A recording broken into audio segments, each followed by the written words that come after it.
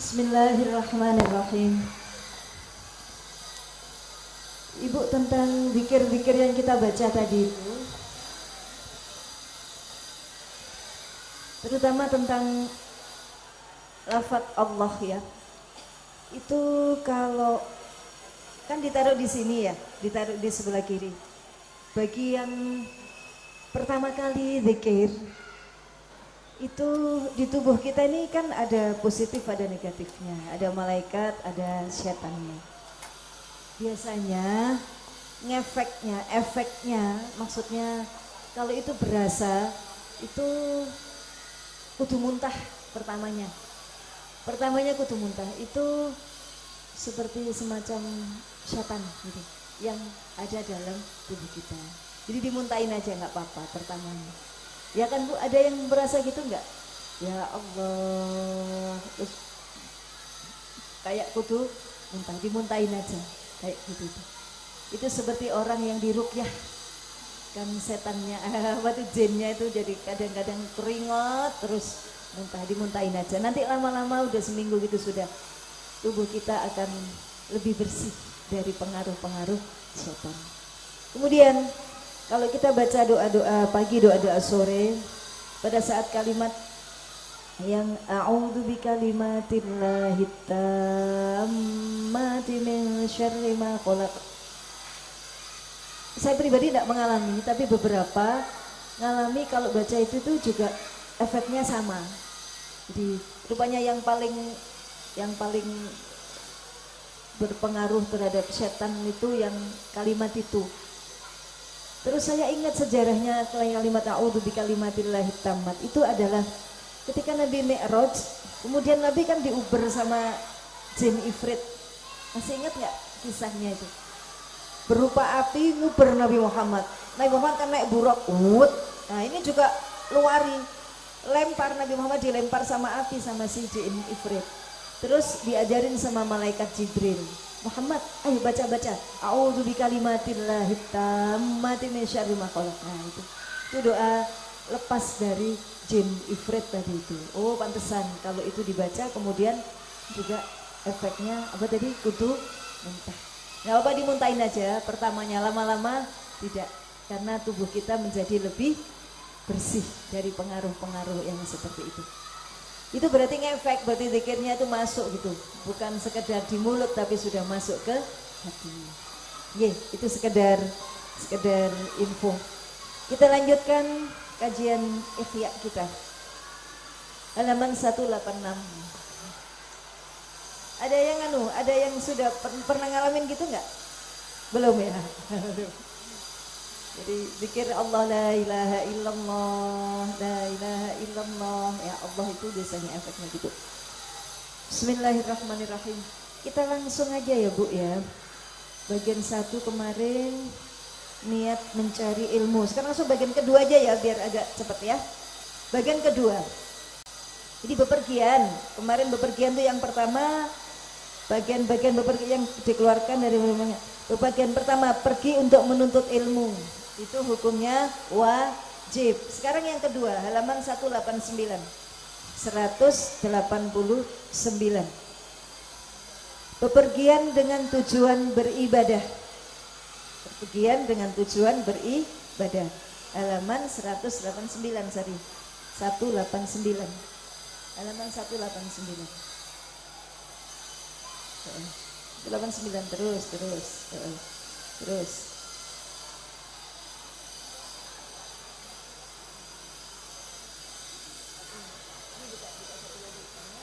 Ini dia, ayo. Bepergian dengan tujuan beribadah. Bepergian ini ada kalanya untuk ibadah haji, ada kalanya untuk jihad di jalan Allah. Itu yang jelas-jelas ibadah. Kalau bekerja mencari nafkah itu apakah ibadah? Itu bisa macam-macam, bisa ibadah, bisa juga sekedar mencari nafkah, tergantung niatnya. Tapi kalau haji sama jihad ini yang sudah jelas-jelas lahir dan batinnya adalah bepergian untuk ibadah. Dan kami telah menerangkan keutamaan-keutamaan, adab, kesopanan dan tata cara amalan yang lahir dan yang batin pada kitab Asrarul Haji atau Rahasia Haji. Dan termasuk dalam jumlah ini adalah ziarah ke kubur para nabi. Satu paket dengan ibadah haji itu ziarah ke kubur para nabi. Nabi Muhammad. Biasanya kan ada yang ke Turki, ke Yaman, nah itu bisa pakai. Semoga rahmat rahimahumullah, semoga rahmat Allah untuknya, dan ziarah ke kubur para sahabat, para tabi'in, para ulama yang mengikutinya, para wali, dan setiap orang yang bisa diambil berkahnya dengan melihatnya ketika masih hidup, maka dapatlah diambil berkah dengan menziarahi kuburannya sesudah wafat. Paham ya? Jadi ternyata ziarah ke kubur para nabi di luar Nabi Muhammad, juga para tabi'in, para sahabat, juga para wali, itu termasuk bepergian ibadah. Jadi kalau kemudian kita ada urunan mau kemana, mau ke wali 5, mau ke wali, itu pergi ibadah. Sama dengan kayak haji, kayak ziarah ke makam Nabi. Kenapa? Karena para ulama itu adalah warasatul anbiya, pewaris para nabi. Di menziarahi mereka pada saat hidup maupun meninggal itu sama dengan menziarahi nabi. Ini tadi ya. Siapapun yang bisa diambil berkahnya ketika hidup, maka bisa juga diambil berkahnya ketika sudah meninggal. Berkah itu apa? Berkah itu nilai lebih, nilai kebaikan, itu disebut berkah. Berkah itu bertambahnya kebaikan, itu disebut berkah. Oh, hidupnya berkah, hidupnya bertambah kebaikan. Oh, anaknya berkah, anaknya membawa kebaikan. Oh, suaminya berkah, suaminya menambah kebaikan istrinya. Lawan katanya berkah itu apa? Lawan katanya berkah ya ndak berkah, gak barokai bojone iki. Sejak kawin sama dia itu jadi males ngaji, males jamaah, di bojone kurang berkah. Rumah juga gitu, malah diajarin sama Allah di surat Al-Furqan itu, doalah untuk rumahmu, Robbi anzilni munzalam mubaraka. Ya Allah, tempatkan aku di tempat tinggal yang mubaraka. Bukan tempatkan aku di tempat tinggal yang nyaman, yang bagus, enggak, tapi mubaraka. Artinya tempat tinggal yang berkah. Apa artinya berkah? Menambah kebaikan. Jadi tempat tinggal itu memang begitu, ada yang menambah kebaikan, ada juga yang tidak. Kalau yang tidak, apakah kita harus pindah? Ya enggak, ya kitanya yang kurang. Kayak kita nih, kebanyakan orang Jawa begitu, sejak tinggal di situ tuh ya, anaknya sakit, suaminya sakit, meninggal, kucingnya meninggal. Nah, itu dikait-kaitin dengan rumah, padahal tidak. Tapi bener, maksudnya gini, benar, rumah itu ada yang membawa keberkahan, ada yang membawa kesialan, tapi kita yang menyebabkan itu gitu. Rumah yang membawa keberkahan apa? Ya rumah yang nawiru manazilakum bi qiraatil Qur'ani was shalah. Terangilah rumahmu dengan sholat sunnah dan bacaan Quran. Jadi rumahnya kurang dipakai sholat. Sholatnya di mana-mana, di masjid-masjid terus, nggak pernah sholat sunnah di rumah. Rumahnya gelap. Ngajinya di luar terus, nggak pernah ngaji Quran di rumah. Di rumahnya jadi gelap. Menerangi rumah itu dengan sholat sunnah dan dengan bacaan Al-Quran. Anak-anak kita kan biasanya ngaji di TPQ tuh. Nah, tapi habis maghrib sempatkan kita sekeluarga itu ngaji. Biar rumah kita itu nur, keluar cahayanya, keluar terangnya, sejuk, terang gitu. Bukan rumah kosong. Kalau rumah kayak masuk kayak rumah kosong karena tidak terang. Penerangnya itu bukan TV, bukan lampu, tapi penerangnya itu adalah sholat sunnah dan bacaan Al-Quran. Makanya kalau sholat sunnah kan disuruh di rumah. Karena dengan itu kita menerangi rumah dari.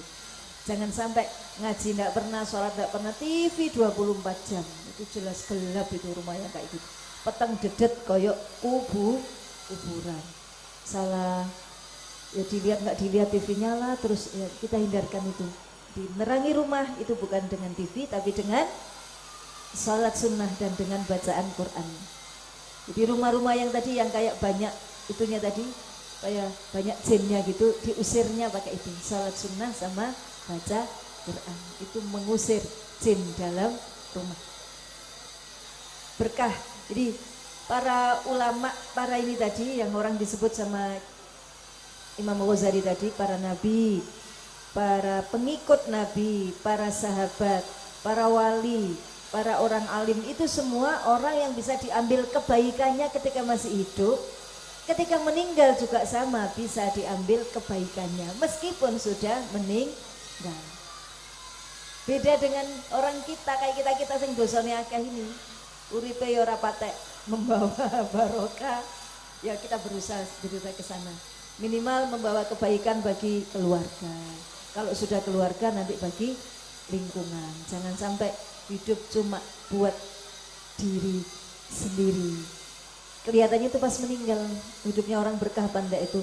Kalau meninggalnya ditangisi banyak orang, banyak yang nyelawat, banyak yang ya itu berarti itu hidupnya berkah, hidupnya berkah. Itu tadi sesudah wafatnya. Jadi ini dalilnya, kita sudah jelas. Berziarah para wali itu bukan kesyirikan ya. Beda paham bertolak belakang dengan paham yang selama ini juga oleh Salafi itu menganggap ziarah kubur itu mungkin melihat fisiknya ya, tidak melihat ruhnya. Dilihat orang kalau sudah meninggal itu ya udah putus, tidak bisa ngapa-ngapain. Memang tidak bisa ngapa-ngapain, tapi keberkahannya, kecintaan Allah kepada beliau itu bisa membawa keberkahan bagi yang mengunjungi, menziarahi. Dan bolehlah melakukan bepergian jauh, boleh jauh-jauh, boleh pergi kemana? Ke Yaman, pergi kemana? Hadramaut, lihat menjenguk, pergi ke ini makamnya siapa nih, Imam Ghazali. Bisa, boleh, gitu boleh. Bepergian jauh-jauh untuk maksud ini dan tidak terlarang. Pergi jauh-jauh untuk menziarahi makam orang alim. Itu termasuk ibadah. Gak ndelok gunung tok. Nanti nang Jepang lihat sakura, nah itu nggak ada di sini. Itu termasuk yang kemarin hanya mencari ilmu batin saja yang kayak gitu. Tapi yang ini adalah untuk beribadah, haji, jihad, menziarahi orang-orang yang alim. Allah termasuk salah satu harta yang tidak dihisab itu ini. Hisab itu kan meliputi umur, meliputi jasad dan ilmu, serta yang terakhir harta. Seseorang kita nanti itu hisab itu setelah di mahsyar ya, setelah kita bangun dari kubur, terus di mauqif miliaran tahun di situ. Kemudian hisab pertama itu ketika Nabi Muhammad sudah minta sama Allah agar kita dihisab, kemudian kita dihisab. Sebelum kita dihisab harta itu dihisab ini dulu, antar manusia dulu. Jadi ini justru belakangan. Pertama kan dipanggil, misalnya dipanggil namanya, Aina fulan binti fulan, mana fulan binti fulan, mana Nafis binti Aminuddin, dipanggil nama. Jadi kita dipanggil nama itu yang waktu hari hisab. Hisab itu yang kita dipanggil nama satu-satu, nama ketika kita lahir, nama pemberian orang tua, bukan nama panggilan ya, itu dipanggil pada saat yaumul hisab. Makanya kita punya kewajiban memberi nama yang baik kepada anak, karena dengan nama itu nanti dia dipanggil, termasuk nama ayahnya, bukan suaminya tapi ayahnya. Kemudian saya dipanggil, saya maju, disaksikan segitu banyak orang mulai zaman Nabi Adam. Kemudian setelah saya maju, apa yang ditanya Allah? Ainal maglum, mana orang-orang yang engkau telah dolimi, mana orang-orang yang telah engkau dolimi. Kemudian saya ngaku, dipanggil lah siapa gitu, Sari, maju, dia telah saya dolimi apa gitu. Terus ini pengadilan antar manusia sebelum kita dihisab harta, dihisab ilmu, dihisab badan, dihisab apa lagi tadi, umur. Itu pertama kali dihisab itu adalah urusan dengan sesama manusia. Itu pertama itu. Terus ditanya semua satu-satu. Dan la dinaro wa la dirhama, tidak ada dinar, tidak ada dirham. Semua kerugian yang disebabkan oleh kezaliman kita kepada seseorang itu bayarnya pakai hasanat, pakai perbuatan baik. Totalan kebaikan kita yang banyak diambil. Ini pernah saya rasani, maju, disaksikan begitu banyak orang. Ada gambarnya dulu. Dolimnya saya kenapa dulu? Melerok, ketok, tuing melerok. Terus ini tidak terima, dipeleroi. Kemudian dia ambil kebaikan khas saya.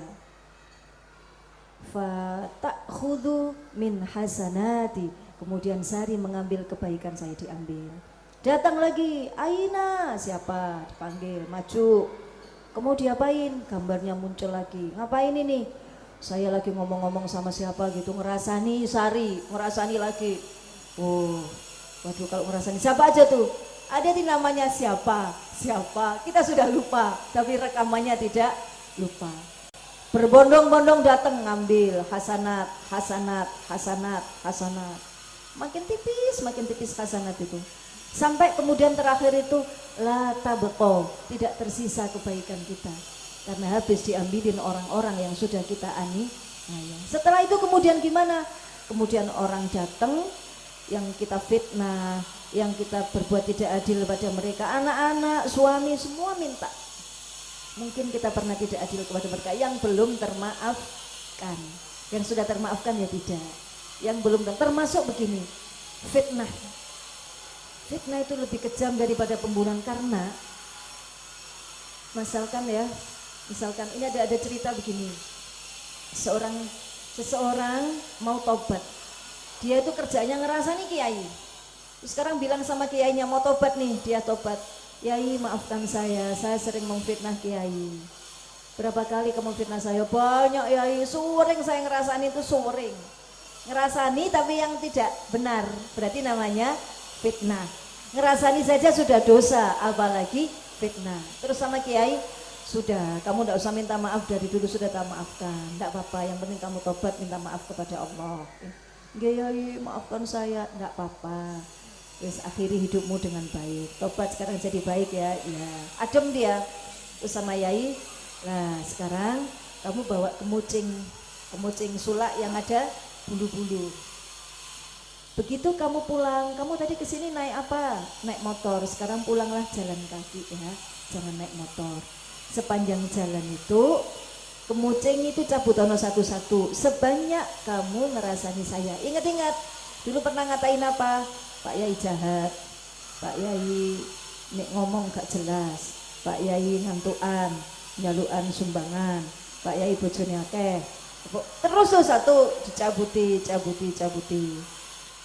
Terus sampai brodol saking akeh sing. Jadi kadang-kadang ini diem karena ingat-ingat apa lagi ya. Pak Yai medit kon aku nek rono rata disuguhi ngombe. Pak Yai jaim kadang-kadang gak gelem nerima aku. Pokoknya semua fitnah-fitnahnya. Akhirnya kemucing ini habis. Setelah itu besok kamu kesini ya jalan kaki. Ya jalan kaki. Sudah kemarin sudah. Mana kemucingnya? Ini yai karek pucuk edok. Gundul saking seringnya. Oh berarti kamu akeh ya ngerasani aku. Iya ibu banyak. Wis enggak apa-apa kan aku udah bilang sudah tak maafkan. Sekarang tugasmu yang kedua adalah kamu lewat jalan yang kamu lewati kemarin, ambillah bulu-bulu yang sudah berodol. Disuruh ngambil bulu-bulu fitnah tadi itu. Waduh ya nggak bisa ya, cobaan semampumu. Oh baiklah, syaratnya tobat gitu ya udah. Akhirnya balik pulang lagi, rumahnya jauh 5 km jalan kaki, ngambil sampai keringetan, dibawa balik ke yai lagi cuma dapat 10 biji. Padahal tadi jumlahnya oke. Terus gimana matur sama yai? Mana?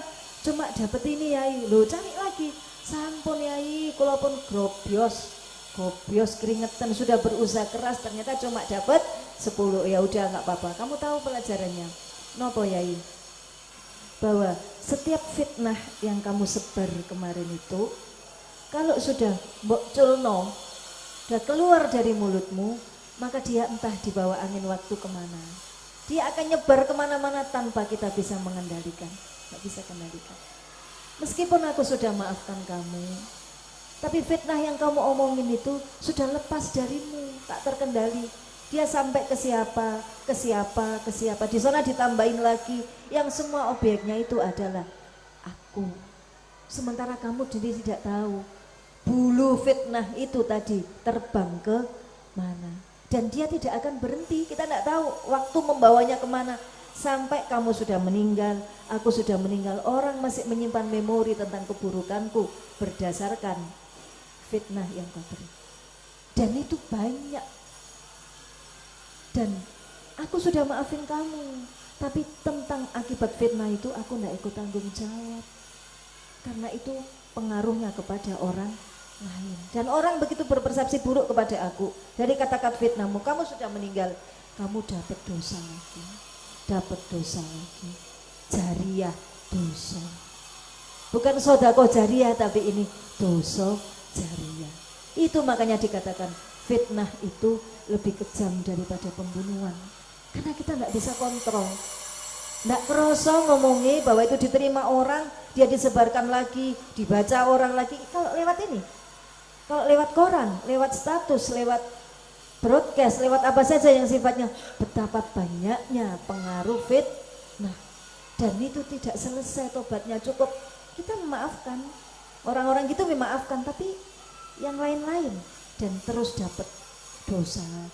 Termasuk itu tadi, ainal mazlum, mana orang-orang yang kau zalimi, termasuk orang-orang yang dapat berita buruk dan akhirnya berpersepsi salah tentang kita, padahal dia tidak kenal kita. Itu gara-gara fitnah dari kita, yang kita sendiri sudah dimaafkan, sudah minta maaf, tapi tidak selesai. Hati-hati dengan mulut, dengan fitnah. Itu termasuk apa tadi? Kezoliman. Dan itu terus itu dengar ngambil. Kalau sudah habis tadi, makanya sayiat, keburukannya dia dikasihkan ke kita.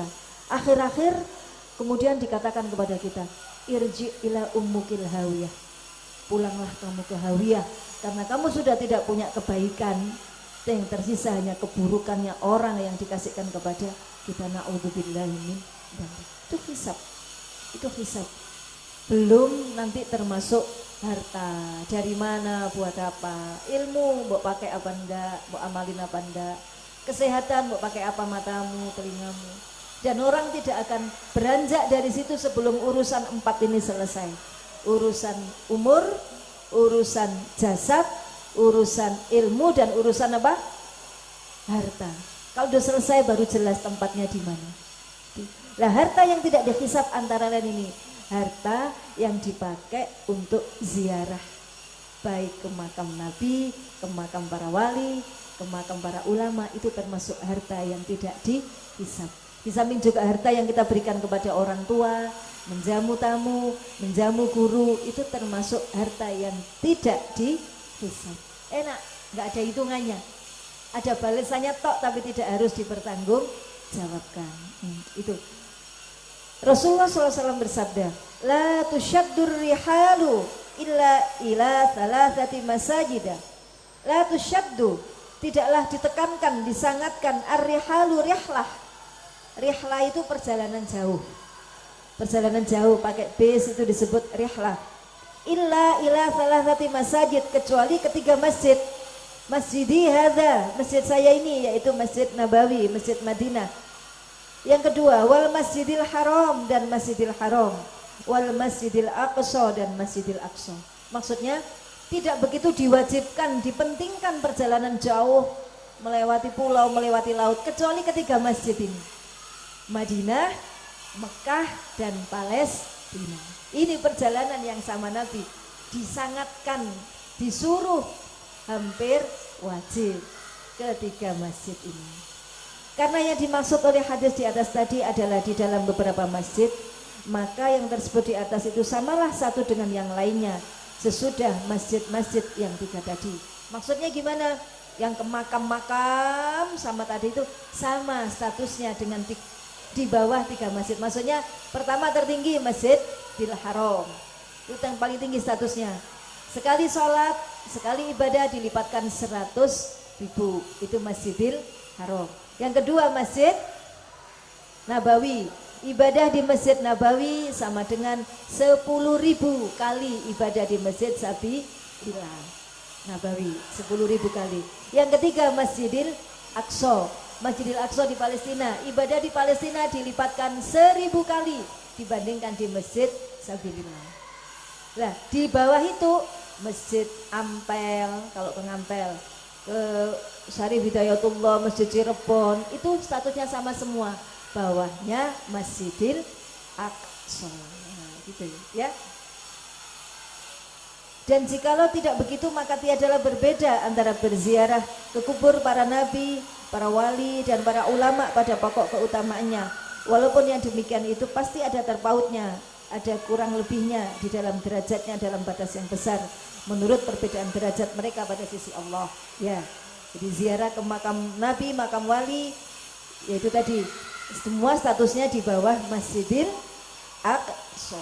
Kesimpulannya, berkunjung kepada orang yang masih hidup adalah lebih utama daripada berziarah kepada orang-orang yang sudah mati, lebih utama yang masih hidup. Adapun faedah berkunjung kepada orang yang masih hidup adalah meminta berkah doa. Nah, kalau orang yang masih hidup itu bisa dimintain, kita boleh meminta berkah doa. Kalau berkunjung kepada para ulama itu jangan lupa minta berkah doa. Berkunjung pada ulama jangan lupa minta berkah doa. Dan mencari berkah dengan melihat kepadanya. Lihat tok itu sudah menimbulkan berkah. Apa tadi berkah? Kebaikan. Melihat tok, melihat wajahnya tok itu sudah bertambah kebaikan. Karena sesungguhnya memandang wajah para ulama dan orang-orang yang solih adalah termasuk ibadah. Ibadah. Memandang tok. Dan dengan memandang mereka juga bisa menggerakkan kesenangan untuk mengikuti jejak mereka dan bisa menyebabkan berakhlak dan beradab kesopanan seperti akhlak dan adab kesopanan mereka. Itu fungsinya mengajak orang beribadah atau menziarahi para ulama yang masih hidup. Diminta berkah doa, dengerin kata-katanya, menatap wajahnya sama dengan ibadah. Itu kan menimbulkan motivasi kita untuk pengen seperti itu. Pengen seperti itu. Kita kalau ke rumahnya misalkan Gusman, Gusma, Dinggading atau Yai Basori di mana tuh di Singosari, itu kan dengerin omongannya gitu sudah rasanya kayak adem, kepingin nih jadi sebaik beliau. Lihat rumahnya gitu sudah rasanya kayak adem.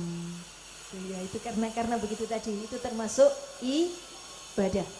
Kesemuanya ini selain apa yang ditunggu dari faidah-faidah ilmiah yang diambil faidah dari diri dan perbuatan mereka. Tentu saja selain perbuatan mereka, kita juga bisa mengambil faidah. Bagaimana tidak? Semata-mata berkunjung kepada teman jalan Allah, niscaya ada padanya keutamaan. Berkunjung pada teman aja ada keutamaan, apalagi berkunjung kepada para ulama. Jelas ya? Sekarang kita lanjut bagian ketiga, halaman 191. Jadi pertama mencari ilmu, yang kedua untuk ibadah, ziarah haji, ziarah para alim ulama. Yang ketiga, bagian ketiga, safar atau bepergian dengan maksud melarikan diri dari suatu sebab yang mengganggu agama.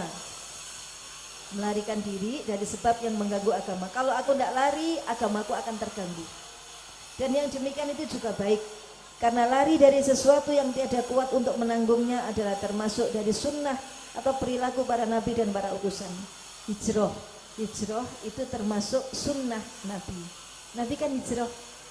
Semua nabi-nabi itu ada fase itu, fase hijrah. Nabi Isa, Nabi Adam itu dipaksa hijrah dari surga ke bumi. Nabi Nuh juga hijrah. Nabi Ibrahim hijrah dari Mesir ke Palestina. Nabi Musa hijrah, lari kan itu dikejar sama Fir'aun.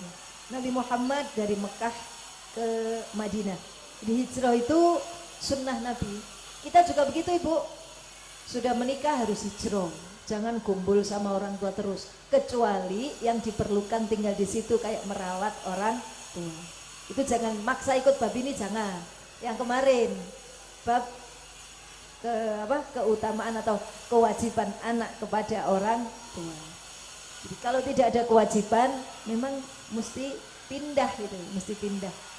Itu pohon pisang kalau tetap sama mbok-mbokannya kan kuntet, udah gede-gede. Kalau kepingin bunga pohon itu bisa gede harus dilepas. Nah, itu baru dia bisa tumbuh rimbun. Kita juga begitu. Maka anak-anak itu jangan dibelikan rumah, nggak usah wis. Apalagi wis jajar mama yang dek kene, jangan. Wis gak oleh ngono. Dia harus hijrah biar berkembang.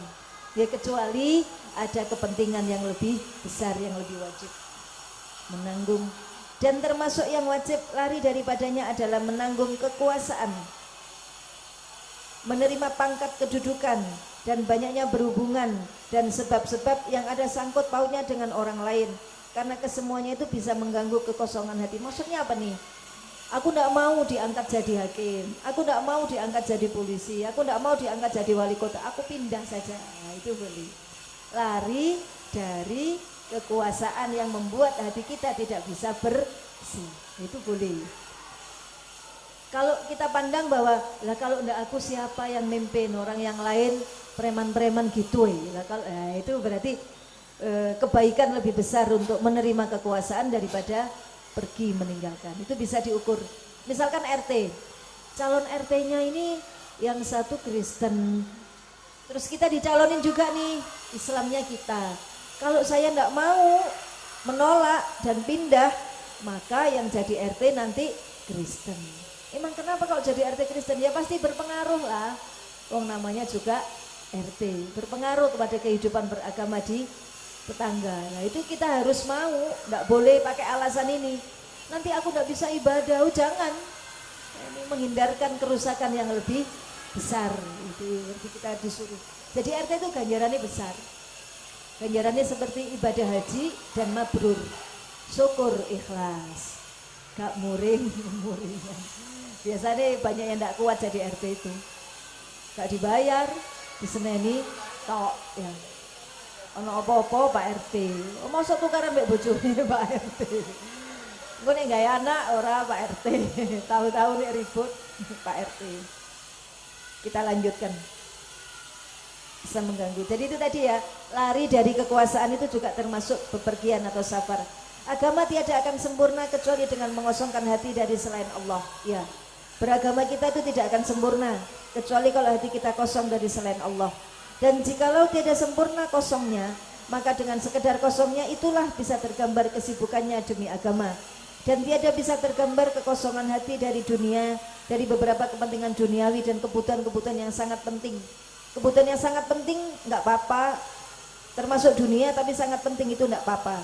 Akan tetapi yang bisa tergambar adalah rasa ringan dan rasa berat daripadanya. Maksudnya gimana nih?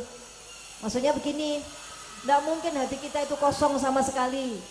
Isinya Allah, Allah, Allah, Allah, nggak mungkin.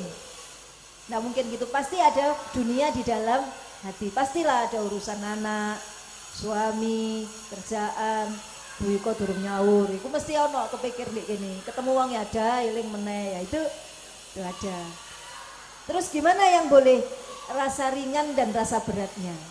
Boleh sih kita ingat utang itu boleh, tapi segera kembalikan kepada Allah. Ya Allah lunasi utang kula.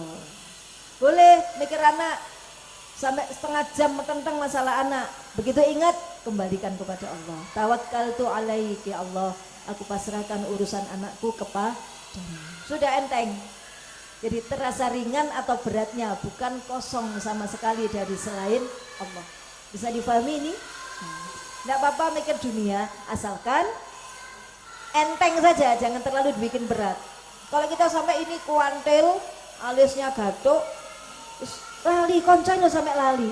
Gak ketok, lo sampean sopo? Oh, padahal saking metentengi mikir bojone ilang.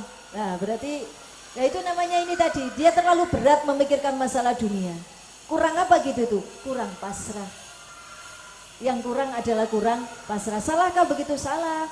Ya begitu tuh yang membuat hidup itu jadi berat.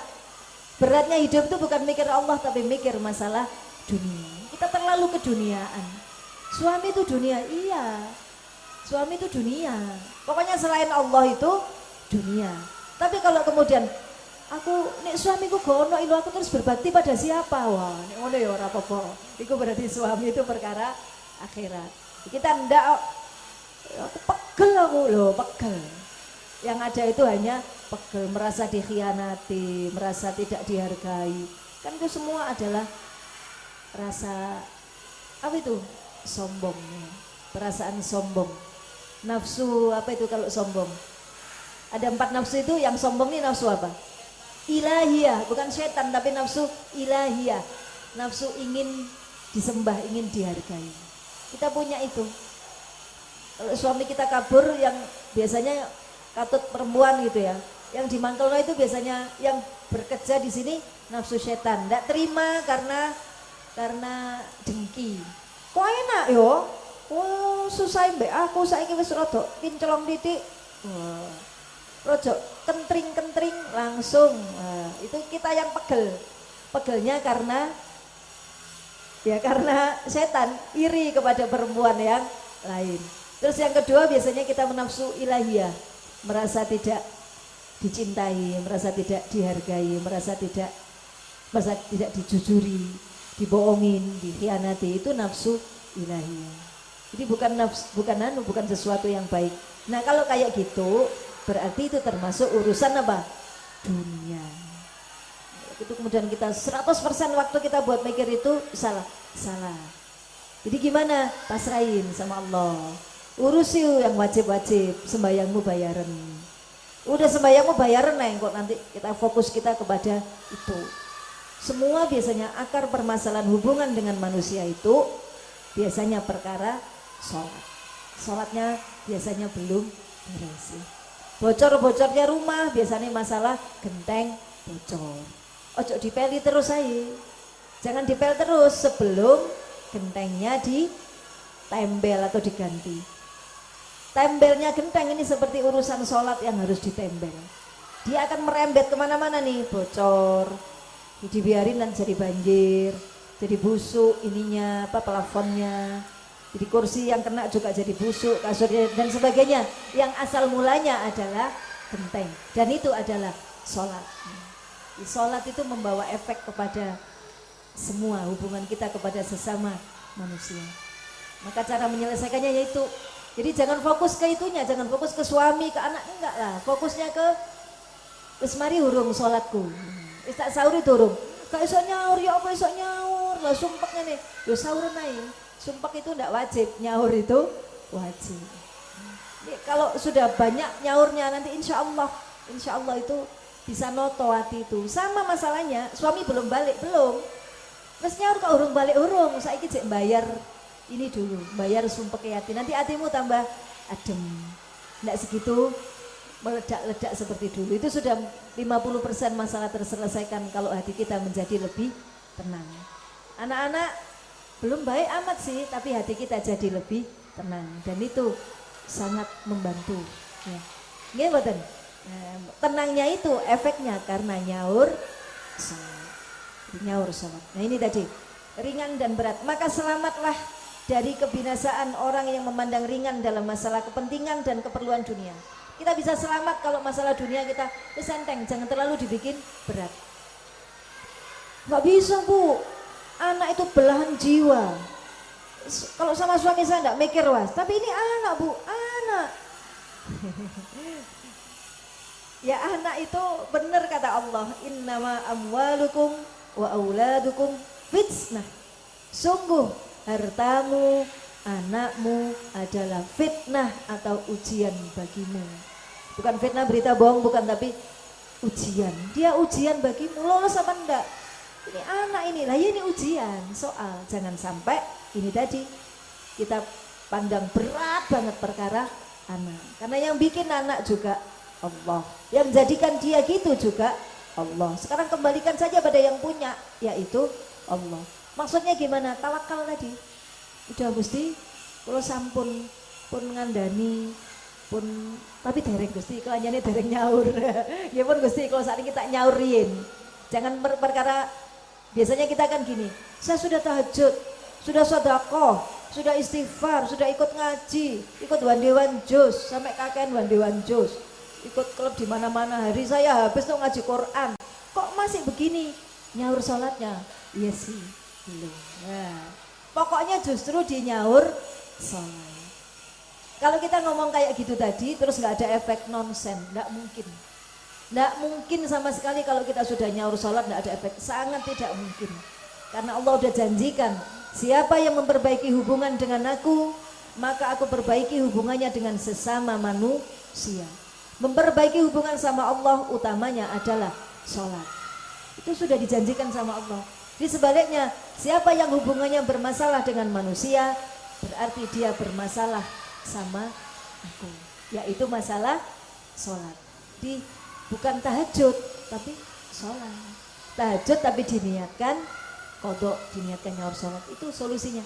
Solusi dasarnya genteng tadi itu dulu. Tempel dulu lah sholatmu. Nanti baru bisa bicara sama Allah, baru bisa bergain, baru bisa ngomong, ya Allah kula sampun nyaur sak menten. Nyun tolong Gusti itu. Kalau masih tahajud, istighfar belum. Tahajud itu belum naik sebelum wajib kita beres gitu. Tapi kalau kita sudah utangnya 3.000, kita udah nyaur 2.000, sampun kalewu Gusti. Bahkan kita tanpa ngomong itu loh Allah sudah ngasih pertolongan. Kalau kita sudah menyelesaikan yang pokok gitu. Jadi ini tadi ya, selamatlah dari kebinasaan, selamatlah dari kehancuran orang yang memandang ringan dalam masalah kepentingan dan keperluan dunia. Sing enteng aja. Masalah gitu udah enteng aja lah. Masalah berat tapi dibikin enteng. Gimana caranya bikin enteng? Urusi yang wajib, jangan ngurusi yang tidak wajib. Yang wajib itu apa? Mengkodok sholat. Dan tidak selamatlah dari kebinasaan orang yang memandang penting dalam masalah ini. Kan kayak tadi, penting masalah anak itu pentingnya di mana? Nah kalau dia nakal kan nanti bisa disyarat-syarat. Ya enggak. Kalau kita udah kasih tahu dia masih nakal, kita udah lepas. Nanti yang doain saya siapa? Lah kan kita punya amal jariah, punya amal ke pondok. Anak pondok-pondok kan banyak itu. Setiap kita amal di situ kan dia berdoa, kita dapat. Nggak harus dari anak belum tentu. Jangan terlalu cintrong sama anak itu. Sakit nanti kita. Ya karena itu tadi, karena anak itu masalah dunia. Terlalu cinta masalah dunia membuat kita binasa, rusak tadi. Jadi kalau anak kita sudah dikasih tahu sudah gede-gede, kan gede-gede itu biasanya susah ngasih tahunya ya. Terus gede itu ya itu tadi jadi susah. Gimana kalau gitu itu? Kalau sama anak yang gede itu kan kita jadiin dia sahabat. Aduh nggak bisa jadi sahabat, jadi musuh. Wis ta, ketemu saya tuh kayak ketemu diajak ngomong itu langsung mewenang, kayaknya kita serba salah deh ngomong. Nak salah dong, ya. Ya Allah, ngerti ngono tak gintes piye nak. Ya. Ngomong sama anak gede itu serba salah. Apalagi sudah lulus kuliah, nggak tahu dia itu. Pastinya kuliah itu kita nggak wajib muliakan dia itu. Skripsi kene ngeterno, bayangin Bu, ibu-ibu ngeterno anaknya ngurus skripsi nemoni dosen, nunggu ning ngarepe dosen, ibu ngantuk. Anaknya HP-an, Masya Allah. Gitu ibu-ibunya ikut-ikut. Aduh, anak nggak tahu diri. Gitu udah gitu nanti setelah lulus, ibu itu keluar wes tok ngongkon sholat di, Masya Allah. Nah gitu itu yang kayak gitu gimana? Gimana caranya ngajari Islam kalau anak sudah kayak musuh gitu? Maafkan. Nomor satu, kembali ke dulu itu, maafkan. Sepurone Bu, kita yang harus gitu. Saya maafkan ya Allah, jangan marahi dia ya Allah. Fa'fu wasfahu, sentuh. Sholat nak jauh. Nek wis ngono ya apa jawilen. Sholat. Sambil njero ati kula sepunten Gusti. Saya maafkan dia ya Allah, sholat. Jangan ya dong. Oh. Aduh ya. Kan disuruh wasfahu tadi sentuh. Kita enggak boleh jahit. Kan kita udah mulai sakit hati lagi tuh. Lerem lagi. Maafkan dia ya Allah. Saya maafkan dia. Pokoknya maafkan. Semakin kita tidak maafkan dia semakin kaku hatinya. Terus ada bacaannya itu Bu, ada bacaannya. Ya nanti kalau ada yang anaknya yang kayak gitu, ya anak-anak untuk ibu-ibu yang punya anak yang sudah gede, yang sudah tua wis jenggoten tapi jek ngelarakno ati, ya. Ada kan Bu gitu? Ya tambah jenggoten tambah ngelarakno biasanya. Kalau masih anak-anak kan jek lucu-lucu, digepuk meneng. Gak dikain jajan meneng, tapi kalau yang gede-gede gitu, ya itu ada wiridnya, ada bacaannya. Ya kalau diomongin panjang nanti sama aja menulisnya juga susah. Ya nanti kalau yang punya masalah gitu nanti dikasih bacaannya. Ini loh yang dibaca. Tapi itu untuk yang anaknya kita enggak gitu ya jangan. Beda. Ya. Kemudian segala puji bagi Allah yang tidak mengaitkan keselamatan dengan mutlaknya kekosongan hati dari segala dosa dan tanggungan. Untungnya Gusti Allah itu tidak mengaitkan kamu selamat kalau hatimu kosong dari dunia, enggak gitu. Enggak kan? Ya kita semua enggak selamat lah kalau kayak gitu. Mana bisa hati kita kosong dari dunia. Enggak apa-apa mikir dunia, tapi enteng saja. Jangan terlalu dibikin berat. bangkrut, ditipu orang 100 juta. Wih, 100 juta, udah enggak punya apa-apa saya. Alhamdulillah, enak. Gak duwe apa-apa, tambah enak iso ibadat tok. Kapan lagi bisa terus-terusan di masjid kalau tidak bangkrut. Tambah enak gitu, itu tambah enak. Untungnya alhamdulillah segala puji bagi Allah yang tidak mengaitkan keselamatan dengan mutlaknya kekosongan. Tetapi dia menerima orang yang memandang ringan dalam kepentingan duniawi dengan karunia-Nya dan keluasan rahmat-Nya. Tetap kita bisa selamat asalkan perkara dunia itu dianggap apa tadi? Enteng, ringan. Tahu ya Bu? Jadi sekarang ojo metenteng masalah dunia. Orang nggak jadi beli sama kita rapopo, berarti urung rezekiku. Allahumma jurni fi musibati wa khlufli khairam minha. Anak kita dilamar orang ternyata nggak jadi, ora popo. Allahumma jurni fi musibati. Ya Allah, beri pahala dari musibah ini, beri ganti yang lebih baik. Beri ganti yang lebih baik, kan Allah semuanya. Minta aja sama Allah ganti yang lebih baik. Kita jual rumah, sudah di DP, ternyata ada yang kacau-kacau, kesro-kesro, akhirnya nggak jadi. Yang salah orang kesro-kesro, apa kita yang salah? Nggak ada yang salah, ya berarti belum rezekinya gitu. Dan itu dibikin perjanjian Bu, kalau DP-DP gitu ya. Kalau jual beli kan biasanya orang ngasih DP, itu diakatkan di depan. Kalau kan biasanya bayarnya kapan, terakhir kapan. Kalau ini sampai deadline tidak lunas, gimana DP-nya ini? Ya itu harus diperjanjikan. Kan tidak ada perjanjian, mestinya jangan hilang-hilang gitu, kasihan dia. Tapi kecuali kalau udah diperjanjikan di depan, DP hilang ya, ya berarti DP ini orang Jawa kakek, karena DP itu siap hilang. Tapi itu harus diakatkan di depan. Karena kemarin ada kejadian gitu, DP sudah kebanyak, DP-nya 25 juta. Memang harganya banyak, harganya kan hampir 800 gitu. Nah, makanya DP-nya itu berapa tadi? 25. Minta DP-nya agak banyakan. Ternyata nggak jadi. Terus DP-nya nggak dikembalikan karena nggak ada perjanjian. Biasanya DP itu hilang, ya kan? Biasanya. Tapi kan tidak diakatkan. Nah, yang ngasih DP itu rodok gelo. Meskipun nggak diomongin, pasti gelo lah. Wong 25 juta. Ya nek 20.000 ngono ilang-ilangan. Iki 20 yuto. Meskipun transaksinya yang gede, akhirnya apa Ibu? Kegalauan orang itu, ini akhirnya dia kena kasus digendam orang. Nah, akhirnya suruh KTM, suruh apa yang gitu-gitu yang biasanya itu loh Bu. Sudah dia anaknya udah kasih tahu nih, banknya udah ditelepon. Nanti kalau mama saya ngambil jangan dikasih ya, itu dalam pengaruh. Sudah dikitukan, tapi tetap aja lolos. Dan berapa yang hilang? 25 juta. Loh. Setara dengan apa tadi? DP. Loh. Jadi artinya gitu itu perjanjikan di awal biar tidak ada yang gelo. Kalau tahu uangnya dia hilang, dia sudah siap, tidak sampai gelo gitu ya. Karena nanti dengan caranya Allah akan ambil itu senilai sakit hatinya seseorang. Dan begitu dia gelo, apakah terus kemudian selesai? Belum, kita masih punya tanggungan. Karena itu laku, kembalikan dah yang 25 juta, kok marakno. Itu tadi kan dipaksa sama Allah, yang tadi kan terpaksa tuh digendam, itu kan berarti musibah karena terpaksa. Kita keluar 25 juta rano apa-apa nih. Ngono gaene kelangan 20 juta. Ya karena tadi, nah begitu itu laku, kembalikan lagi yang 25 juta, wis sudah, ini tolak balak itu. Gitu Bu. Di DP-DP itu kalau bisa diakatkan di depan, hilang atau tidak. Ngaten nggih pelajarannya. Orang yang memandang ringan terhadap kepentingan duniawi itu adalah orang yang tidaklah dunia itu menjadi pokok cita-citanya. Cita-citanya memang bukan dunia. Dan yang sedemikian itu tidaklah mudah di tanah air bagi orang yang sudah meluas pangkat kedudukannya dan yang sudah banyak hubungannya. Yang sudah banyak teman, banyak jaringan itu memang susah menjadikan dunia tidak perkara yang penting.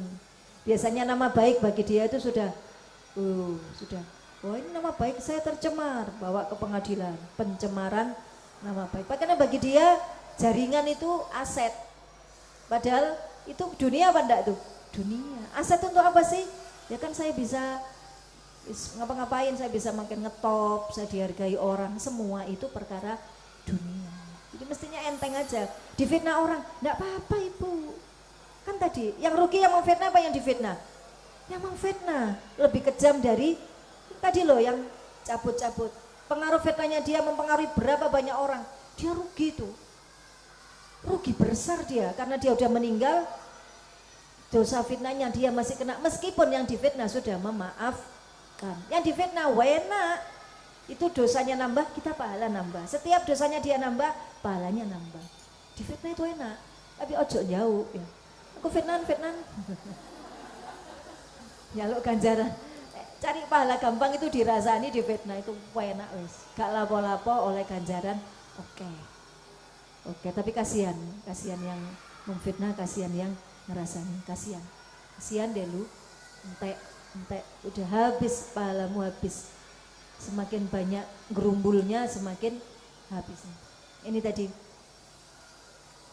memang susah bagi orang yang sudah banyak, udah tinggi kedudukannya dan banyak jaringannya, udah banyak hartanya, itu menempatkan dunia sebagai sesuatu yang ringan itu susah. Maka tidak akan sempurnalah maksudnya kecuali dengan mengasingkan dan menyembunyikan diri dan memutuskan banyaknya hubungan yang tidak boleh, tidak harus diputuskannya. Maksudnya gimana? Sudah terlalu banyak jaringanku ini. Wes sudah. Pikiranku rasanya masalah gitu tok, tim sukses apa udah sekarang aku pergi. Karena ingin itu tadi, menganggap itu semua sebagai sesuatu yang tidak penting dengan cara memutus hubungan dengan sesama manusia.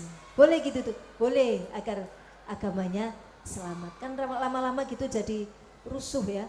Kalau kita terjun ke politik apa itu kan jadi kayak penuh gitu, yang diomongin belum tentu apa yang sama dengan hati. Karena beda ya, orang politik itu beda dengan orang yang ya omongnya itu tidak apa adanya, tidak ya ada apanya, bukan apa adanya, mesti ada tujuannya, sehingga ia mau untuk menguji dirinya dalam waktu yang lama. Kemudian mungkin Allah akan menolongnya dengan pertolongannya. Dengan cara apa tadi? Safar atau bepergian.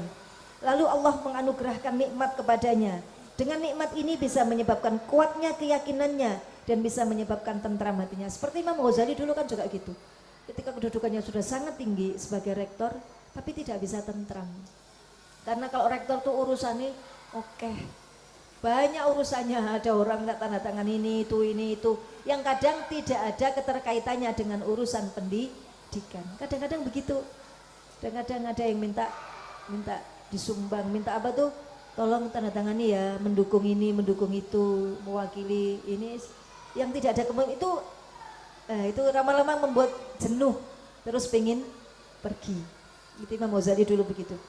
Justru di puncak karir, di umur beliau 35, pada saat menjadi rektor Universitas An-Nidhamiyah, beliau malah lepas itu. Kenapa beliau bisa ngarang seperti ini? Karena beliau menjalankan ini. Ya sudah, begitu di puncak karir, udah ini membuat pikiranku jadi ruwet, tidak bisa nikmat, tidak bisa tentram. Maka tiada perbedaanlah baginya di kampung dan di perjalanan, dan saling berdekatanlah baginya dengan adanya sebab-sebab dan hubungan atau tidak ada yang demikian. Ya. Maka udah sampun. Sekarang bab keempat ya. Itu sudah ya, bepergian untuk melarikan diri dari sebab yang bisa merusak agama. Itu juga termasuk bepergian yang wajib. Sekarang yang keempat, bepergian karena lari menjauh dari sesuatu yang merusakkan badan. Kalau tadi merusakkan apa? Agama. Sekarang yang merusakkan badan. Seperti lari menjauh karena terserang penyakit kolera, ada wabah. Di sini ada wabah. Kalau aku ndak pindah, semua kena demam berdarah. Misalkan, semua nih. Nah, berarti kita disuruh pindah. Kalau ada wabah, biasanya penyakit apa Bu yang wabah yang apa? Flu burung, yang kayak flu burung. Ya, yang kayak gitu-gitu ada wabah itu kita boleh pindah. Lari atau pada harta benda seperti mahalnya harga barang atau begitu. Di wilayah ini air aja udah mahal banget, kita nggak bisa memenuhi. Padahal air itu sesuatu yang wajib untuk wudhu, maka kita boleh pindah. Beras luarang gak kuat. Ini berlaku di negara-negara kayak yang konflik kan selalu begini ya. Badannya nggak selamat, mau sholat aja dar, nggak bisa. Kita itu enak Bu, bisa ngaji-ngaji gini. Di negara-negara Suriah, di anu tuh Padahal mereka negara-negara muslim tapi tidak bisa Bu kayak gini. Sering saya sampaikan itu, kita sekarang ya lagi diadu biar negara kita itu tidak aman. Diadu antara podo Islamnya. Yang adu siapa? Ya siapa lagi? Yahudi yang adu. Diadu kita. Sehingga kita membenci sesama muslim, menyalah-nyalahkan sesama muslim. Akhirnya itu berimbas, kita di sini tidak berasa. Di level kayak kampus saja gitu. Itu sudah gitu Bu, jadi sudah. Misalnya rektornya dari apa ini? Abang hijau kuning gitu kan, gitu abang hijau kuning. Itu kalau misal rektornya abang, itu semua PR1, PR2, PR3 dan kebijakan-kebijakannya itu cenderung abang. Kalau nanti rektornya hijau pun macam-macam. Hijau apa iki? Hijau apa biru? Nah, gitu masih gitu. Itu pengaruh sampai ke bawah-bawah. Ya sudah. Itu memang begitu. Memang kalau sudah masuk ke gitu itu begitu.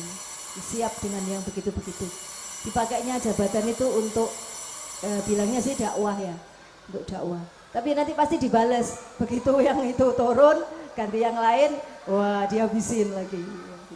Itu sudah ya, termasuk di mahasiswanya, ada MI, ada PMI, ada GMNI, itu kebawa sampai nanti naik, kebawa sampai naik ke gubernur, ke jabatan-jabatan sekitar gubernur, ke presiden, jabatan-jabatan sekitar presiden, menteri, itu juga ya, akarnya itu tadi sama-sama Islam sebetulnya, sama-sama Islam, tapi ya beda itu tadi.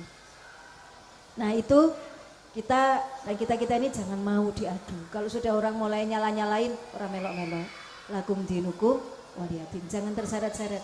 Kalau kemudian ada yang itu ya udahlah, wis kamu gitu, tapi aku ojo dek dijak-jak gitu. Nanti diajak-ajak kok dikongkon rabi loro, rabi telu, mau aku.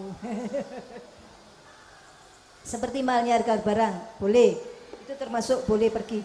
Atau pada satu masalah yang berlaku seperti masalah itu.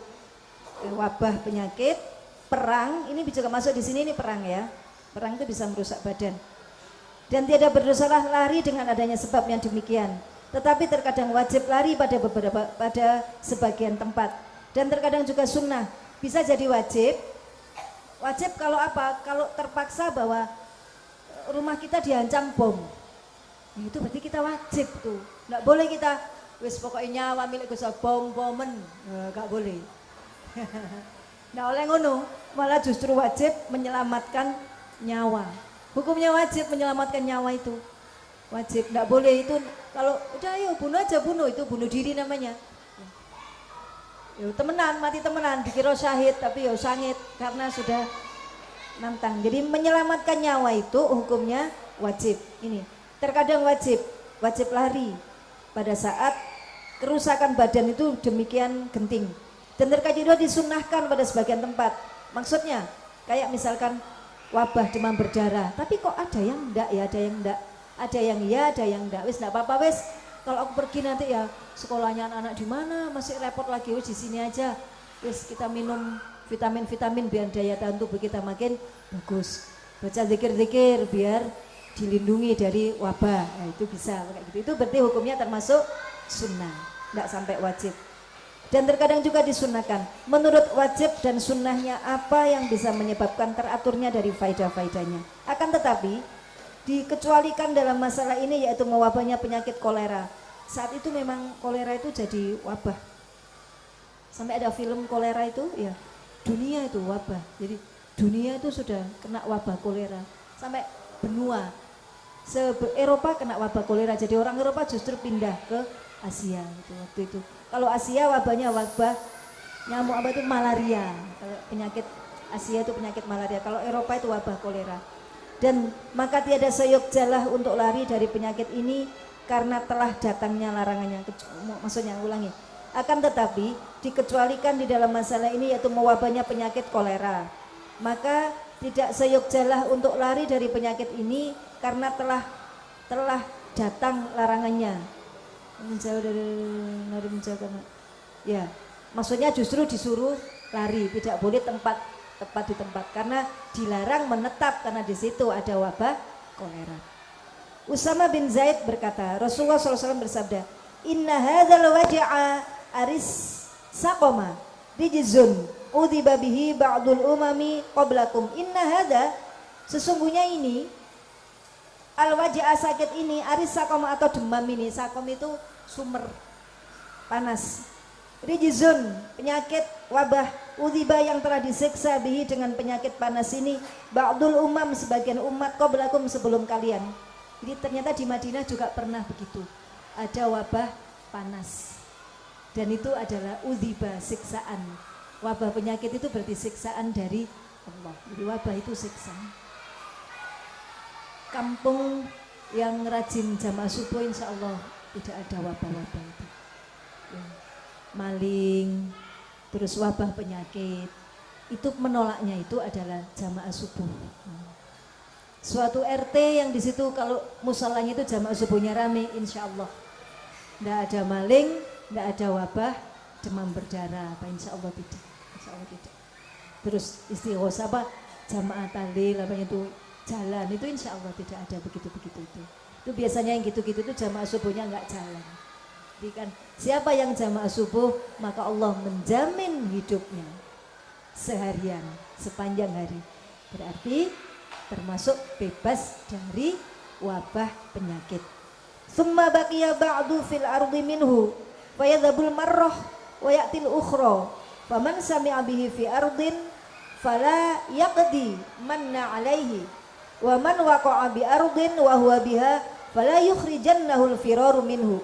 Sesungguhnya sakit ini atau penyakit ini adalah azab yang dengannya disiksa sebagian umat sebelum kamu. Penyakit apa itu tadi? Sakom. Sakom artinya demam, panas. Kemudian penyakit itu tertinggal di bumi sesudahnya. Maka penyakit kata Rasulullah gitu, wabah itu siksa dan tertinggal di bumi.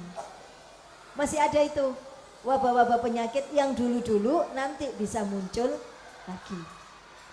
Maka penyakit itu terkadang datang dan terkadang juga pergi. Ini kadang datang, kadang pergi. Hempas, datang lagi. Datang lagi. Kadang datang, kadang pergi. Dan barang siapa mendengar penyakit itu pada suatu tempat, maka jangan datang ke tempat itu. Dan barang siapa berada di suatu tempat di mana penyakit itu melanda, maka jangan sekali-kali, oh ini malah tidak boleh lari. Maka janganlah sekali-kali ia lari daripadanya.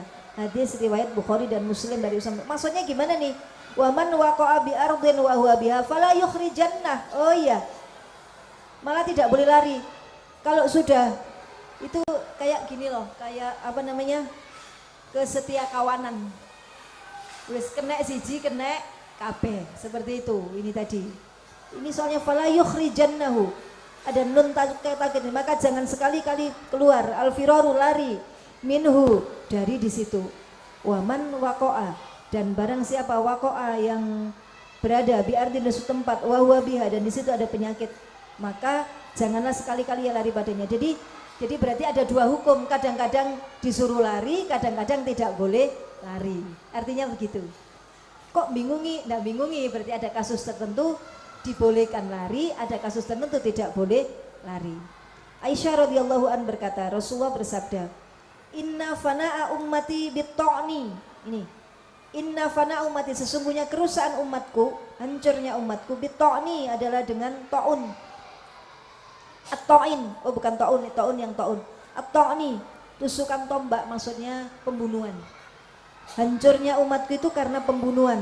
Wat ta'un, dan ta'un, ta'un itu wabah. Wabah penyakit kolera, diartiin kolera itu. Fakultu hadat ta'nu, ini ta'nu apa tadi, pembunuhan. Qad arafnahu, yang sudah saya tahu. Famat ta'un, tapi ta'un itu apa ya Rasul? Aisyah bertanya, kalau ta'nu saya udah tahu ya Rasul, tapi kalau ta'un apa? Qala ghudatun ka ghuddatil ba'iri. Ghudatun yaitu suatu penyakit, kaguddatil ba'iri, seperti penyakitnya onto, ta'khuduhum fi marafihim, yang menyerang mereka pada bagian bawah perut. Ta'khuduhum, yang mengenai unta, fi marafihim, pada bagian bawah perut, perut bagian bawah, ya kan?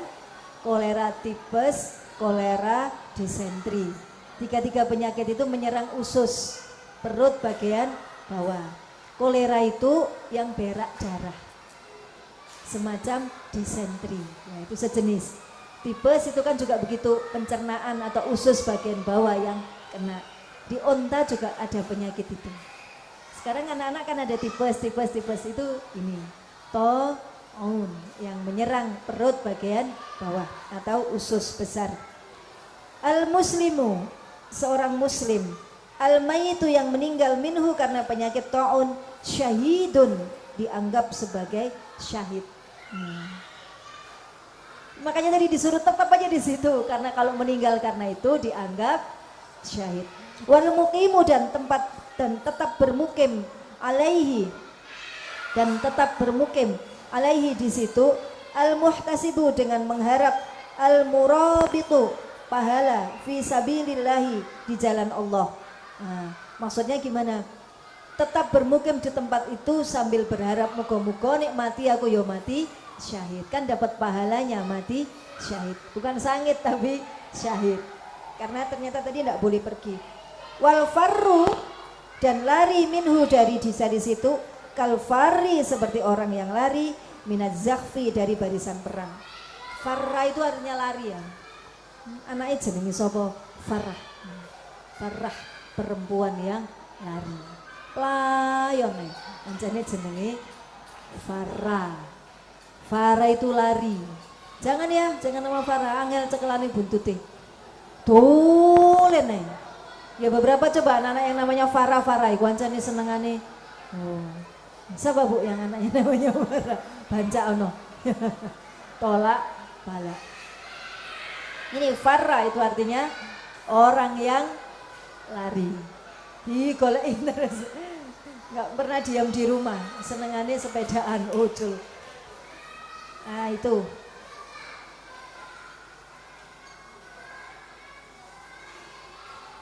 Dari Makhul, dia meriwayatkan dari Ummi Aiman, Rasulullah SAW bersabda, berwasiat pada sebagian sahabatnya, la tusyrik billahi syai'an, jangan menyekutukan Allah dengan sesuatu.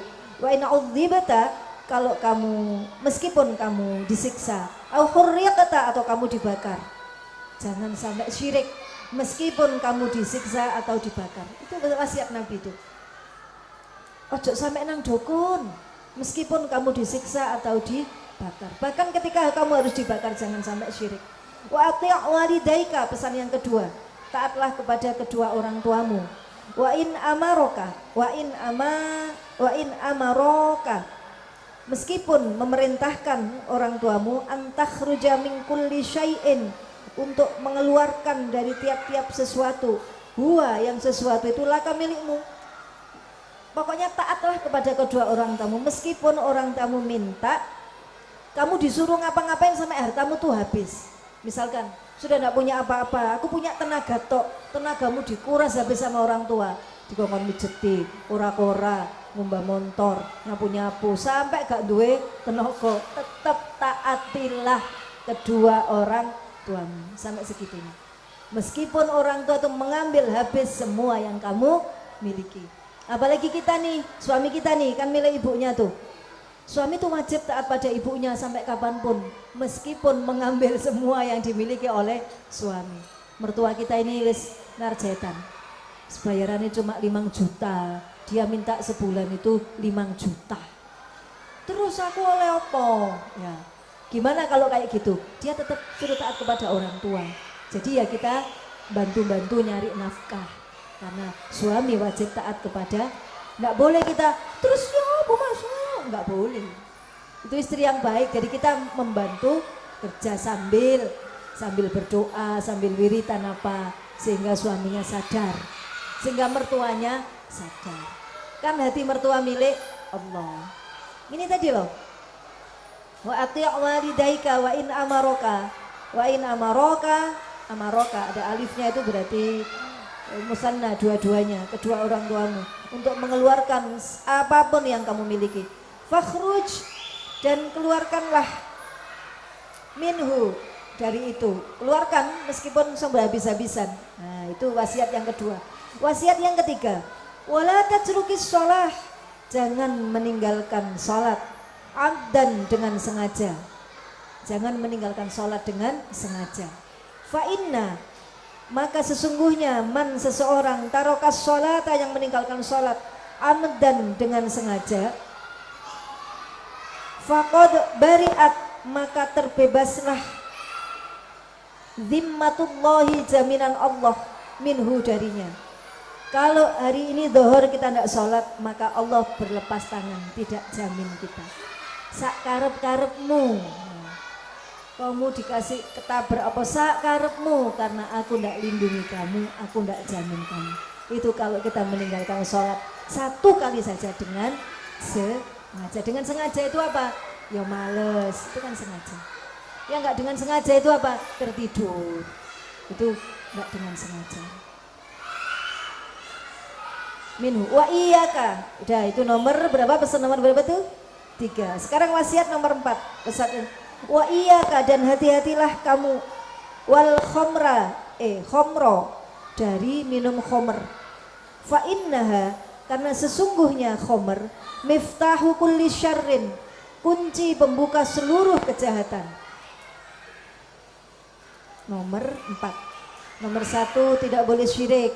Nomor 2 taat pada orang tua. Nomor 3 jangan meninggalkan sholat. Semua ini jenis dosa-dosa besar. Nomor 4 minum khomer. Yang kelima wa iyyaka dan berhati-hatilah kamu wal maksiyata jangan berbuat maksiat. Maksiat itu melanggar perintah Allah. Fa innaha karena sesungguhnya dalam kemaksiatan tuskhitullaha tuskhitu dimurkai memurkakan Allah ing Allah. Karena begitu kamu maksiat berarti kamu membuat Allah marah. Kita marah, maksiat kan itu, Allah juga marah. Begitu kita ingat langsung astagfirullahaladzim, aku kok muring-muring. Udah, Allah tidak marah lagi. Kalau urusan sama Allah tuh gampang. Tinggal, oh ya Allah maaf aku marah, astagfirullahaladzim, selesai. Ini urusan pada manusia, war marah. Sepurane ya mau muring-muring, enak ayo sepurane.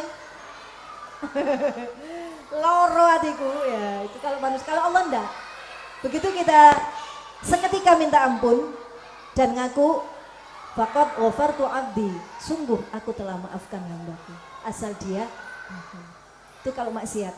Hati-hati terhadap maksiat karena semua kemaksiatan itu menyebabkan Allah marah. Yang ke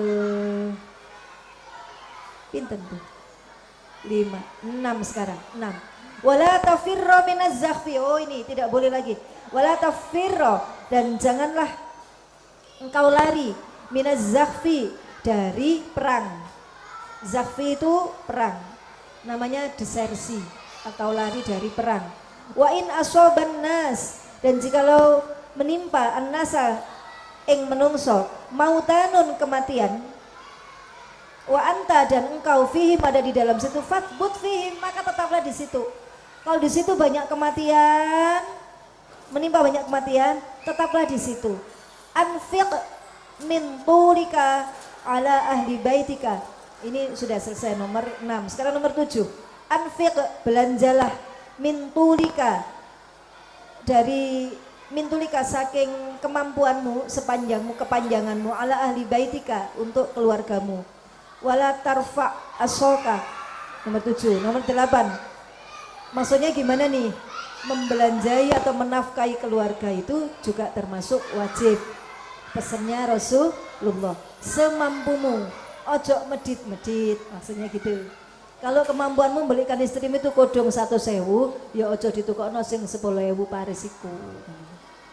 Uang mampumu kamu beli yang 100.000. Ini artinya gini, anfiq min tulika. Belanjailah keluargamu, tulika sepanjangmu. Sak mampumu gitu loh.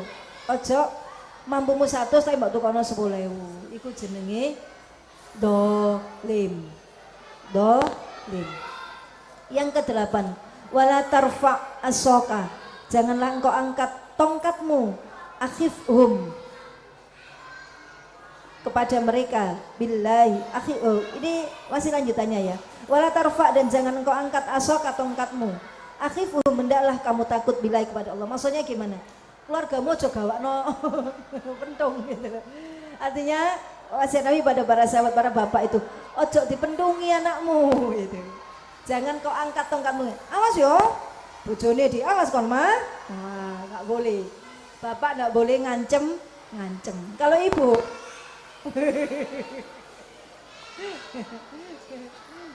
ya sama. Kalau ngancem-ngancem nanti ancamannya nggak payu, wes keseringan ngancem ya. Jangan suka main ancam.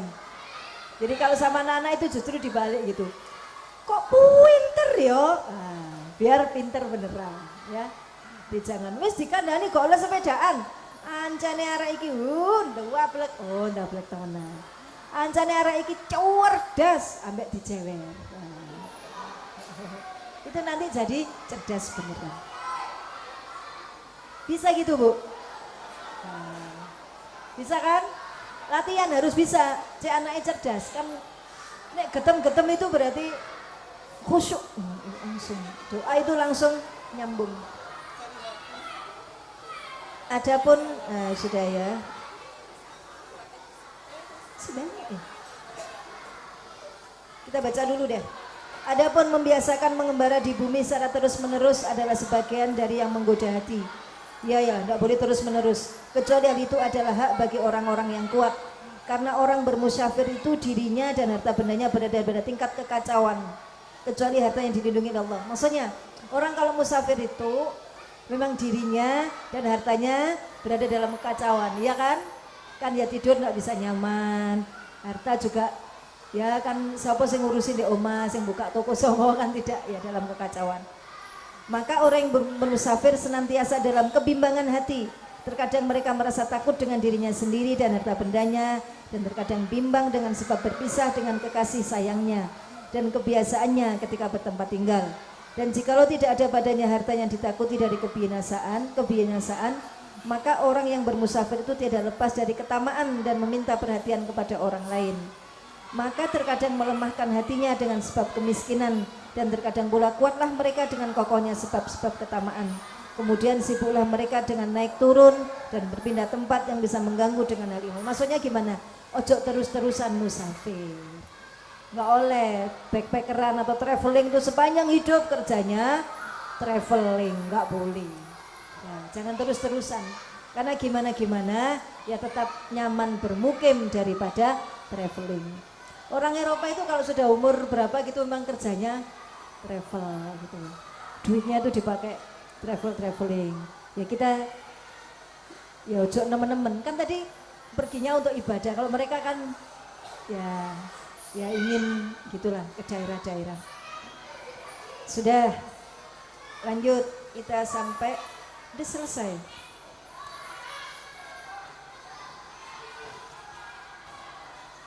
Gak apa-apa wes kita baca. Nama-nama lu mulai halaman itu ya. Kita Tawakal 198. Dari sebab-sebab ini kesimpulan nih. Dari sebab-sebab ini jelaslah niat untuk tujuan bepergian, karena arti dari niat adalah penggerak sebab yang menggerakkan dan membangkitkan untuk menyambut panggilan. Dan hendaklah niat itu diniatkan untuk tujuan akhirat dalam segala bepergiannya. Kembali lagi ke soal niat.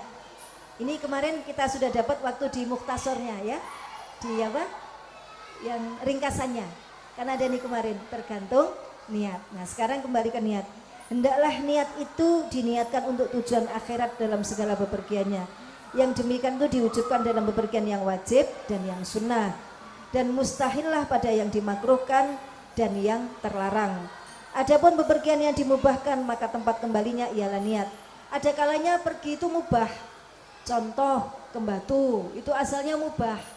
Bisa menjadi wajib, bisa menjadi sunnah. Ke Batu apa ke Batu? Loro gonok sing nyambangi, kalau aku nggak kesana berarti wajib. Ke Batu ngapain?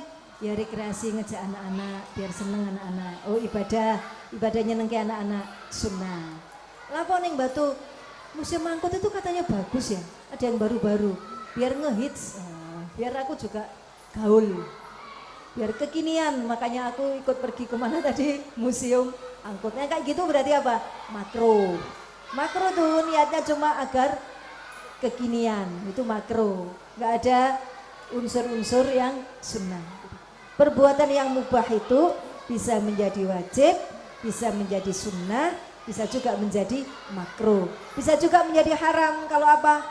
Aku janjian nambah iki selingkuhanku, bisa ketemuan di museum angkut, nanti mau becak-becakan di sana. Wah, itu.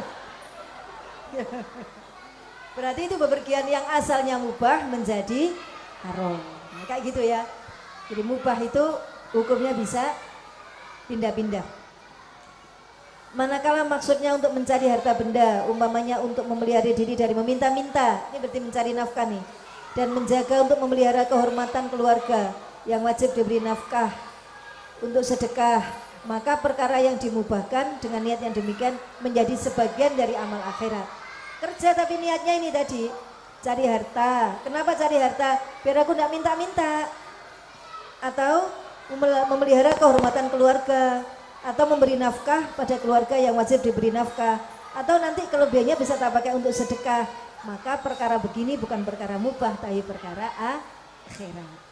Nah, kita kalau kerja itu ya kayak gitu itu. Dan jikalau keluar untuk haji dan yang mendorongnya adalah kesombongan dan ingin dipuji, niscaya keluarlah amal haji itu dari amal akhirat. Haji nih, haji kan ibadah akhirat, tapi niatnya untuk sombong sama ingin dipuji. Kayak sekarang kayaknya enggak kali ya, masa haji ingin sombong, udah ngantrinya segitu lama, masa cuma buat sombong. 22 tahun ngantrinya, masa cuma buat sombong? Ya enggak. Misalnya nih, misalnya untuk niat sombong, biar keren, ingin dipuji. Bukan lagi haji itu amal akhirat, tapi amal dunia. Terus gimana yang kayak gitu tuh? Jangan khawatir Bu, kalau niat kita misalkan karena sombong, itu bisa ditobati. Begitu kita, ya Allah, ada orang muji kita terus kita jadi merasa, wih, segera istighfar. Astagfirullahaladzim, aku kok seneng ya dilem. Nah, itu sudah merupakan bentuk keujuban. Langsung istighfar, udah hilang, habis dosa ujub, habis pahalanya kembali. Itu dosanya hati itu gampang tobatnya, asal ngakui yang masalah itu kalau tidak merasa bahwa itu adalah dosa. Jadi gak istighfar. Dipuji orang, anu dong, iya dong saya, malah dicerita-ceritain. Sing ngrungokno lho wis webel. Bolak-balik ceritanya Hajar Aswad. Iya. Ya gitu apa? Ya gitu malah itu tadi malah enggak sadar bahwa itu adalah dosa, merasa pamer ujub gitu. Kalau enggak sadar gitu ya hilang semua kesusahannya mulai awal sampai akhir, enggak ada pahalanya apa-apa karena bukan menjadi ibadah akhirat tapi cuma ibadah dunia, cuma dapat gaya tok. Tapi kalau segera sadar, langsung istighfar, ngakui dulu, ya Allah saya kok gini ya, maaf ya Allah saya sudah senang dipuji, ada sombong dalam hati saya, astagfirullahaladzim, sudah kembali lagi pahalanya. Jadi itu caranya bertobat dari dosa-dosa hati. Alhamdulillah. Sekarang ada pertanyaan?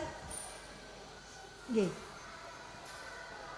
Ziarah makam. Oh, ziarah ke makam doanya apa? Doanya apa? Kalau ke makam orang tua, kayak gini Kemis nih.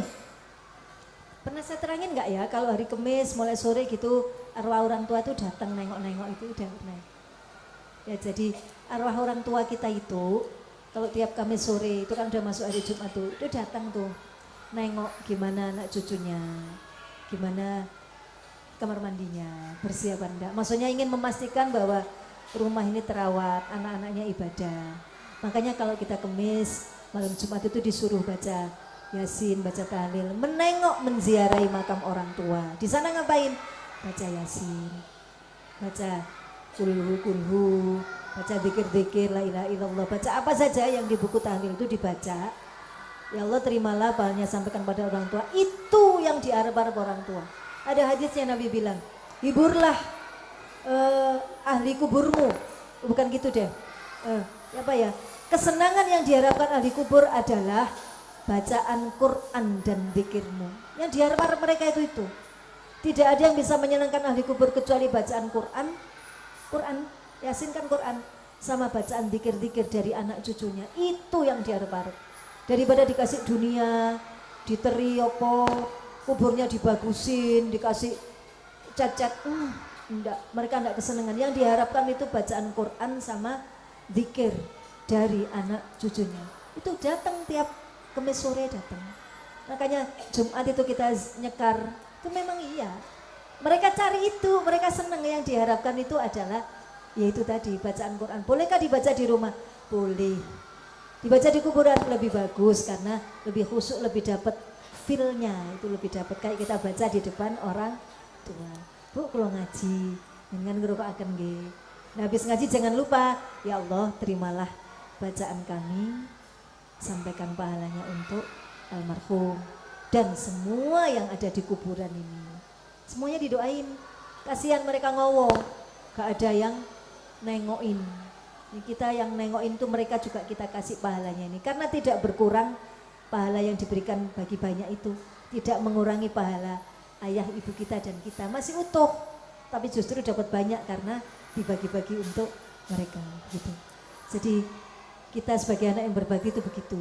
Jadi kalau Jumat, kalau tidak bisa nyekar ya habis maghrib itu baca Yasin, baca tahlil. Ya itu syukur-syukur bisa tiap hari baca Yasin. Tapi mereka insidentalnya datangnya itu tiap Kamis. Jadi diriciki rumah itu disapu-sapu. Ya biasanya kalau gak disapu. Ya minimal nyapu seminggu bisa kalau hari Kamis. Gitu. Ya. Sama. Begitu kita masuk, Assalamualaikum ya waliyallah. Jadi ucapan begitu, kita ngasih salam. Kan mereka seolah-olah hidup kan, mendatangi mereka seperti mendatangi mereka waktu hidup. Jadi kan kalau ngetuk rumahnya Assalamualaikum, ya kalau mengetuk kuburnya juga gitu. Assalamualaikum ya waliyallah. Salam untukmu wahai kekasih Allah. Kalau rombongan gitu yang ucapan gitu imamnya, kitanya berdiri. Jangan duduk dulu, ngasih salam dulu. Baru kemudian duduk. Duduk ngapain? Baca Yasin. Terus setelah itu doa-doa itu semoga sampai kepada beliau. Terus minta hajatnya masing-masing. Minta sama Allah. Kenapa itu? Karena saat itu sebagai saat mustajabah.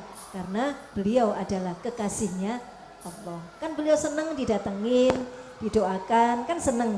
Mumpung beliau senang, kita minta kepada Allah. Biar beliau bantu menyampaikan kepada Allah maksud kita. Bukan wali Raden, ya apa? Ya, anak saya ini saya bawa kesini nih sehari ini, nang ketemu jodohnya wali. Gin, jangan paringi jodoh ya wali, oh jangan, wali orang iso ngasih jodoh. Mintanya sama Allah, beliau bantu. Dengan apa? Dengan statusnya sebagai kekasihnya Allah. Itu logikanya begitu. Ya. Paham? Ya, jadi ke makam orang tua itu nggak ngerijiki tok. Terus ngasih bunga-bunga itu. Ngapain tuh dikasih bunga-bunga? Bunga-bunga itu kan ada airnya tuh disiram. Selama dia masih basah, dia berzikir ikut memohonkan ampun bagi jenazah yang ada di dalam. Jadi tidak apa-apa bawa itu. Tapi ojo nggawa iku tok ora ndongakno ora. Wis kembangnya sing ndongakno lho sece. Dongane kembang ambek dongane anak. Jadi kita juga baca-baca bunganya itu juga ikut doain. Bolehkah? Enggak bunga, terus apa dong? Uang? Oh jangan di situ kalau uang. Uang dikasihkan kepada yang lain, disodakohkan pahalanya untuk beliau. Gitu ya. Kalau yang bawa sandingan, bawa kopi, bawa anu jangan. Ya itu namanya syirik itu gitu. Uang mayit itu ora seneng sego. Apalagi kopi. Enggak. Ya kasih kepada yang jaga. Ya. Monggo Pak ngopi ya. Itu jangan ada itu yang dilakukan kalau kita ziarah kubur. Yang kuburnya maksudnya. Ya, rumah kita sebagai anak cucunya, rumah kita bersihkan. Kan dia nengok anak-anaknya, ditengok. Nanti kalau habis maghrib Jumat kita nyetel TV nangis mereka itu. Ya Allah, putuku ndelok TV tok, nangis. Jangan Bu malam Jumat, jangan malam Jumat tok. Terutama malam Jumat itu jangan setel TV, nangis Bu. Nangis mereka tuh nangis. Kasihan kita mereka tidak bisa ngomong ke kita. Tapi kita pelajari bahwa alam barzakh itu termasuk alam orang meninggal kan disebut alam barzakh. Alam barzakh itu termasuk jenis alam jabarut. Dimensi alam yang berada di tengah-tengah. Bisa lihat akhirat dan bisa lihat dunia. Bisa lihat kita dan bisa lihat alam akhirat, siksa, neraka, surga bisa. Itu alam barzakh. Di mereka double gitu. Berada di dua dimensi. Maka mereka nggak bisa nyentuh, nggak bisa. Jadi kalau kita nyetel TV itu mereka nangis tapi kita nggak tahu, itu kasihan mereka.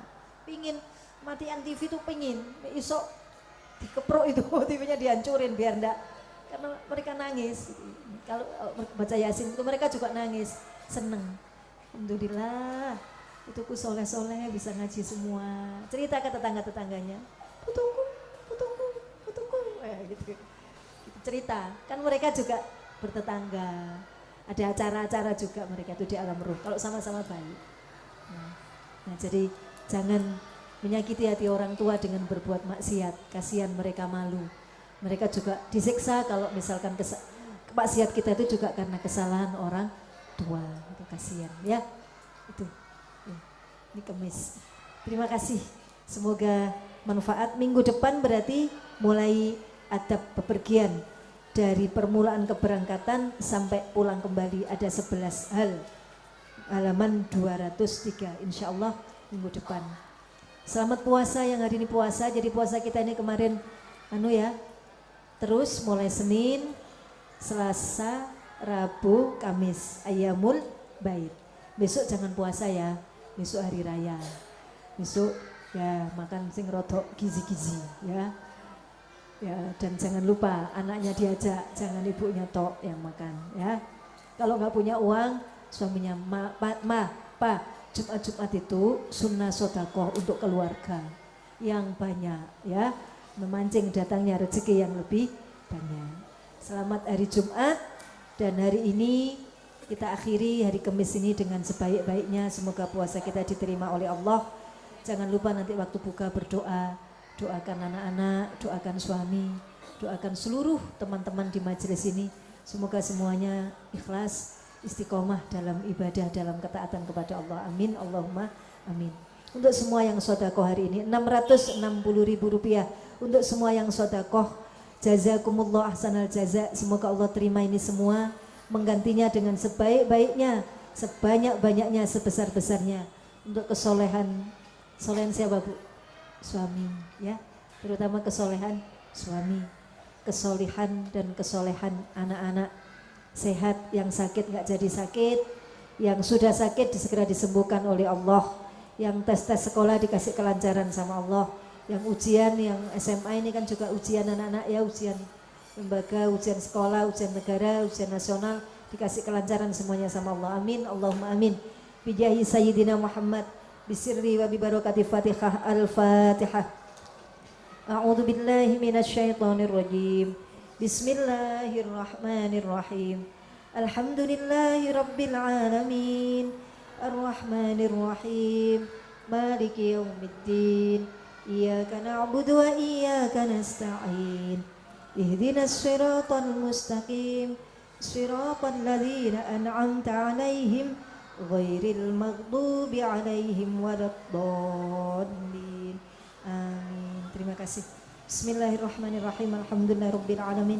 Allahumma shalli wa sallim ala sayyidina Muhammad wa ala alihi wa sahbihi wa barik wa sallim ajma'in. Allahumma ya Allah, terima kasih atas apapun yang Kau putuskan buat kami, segala bentuk takdir-Mu.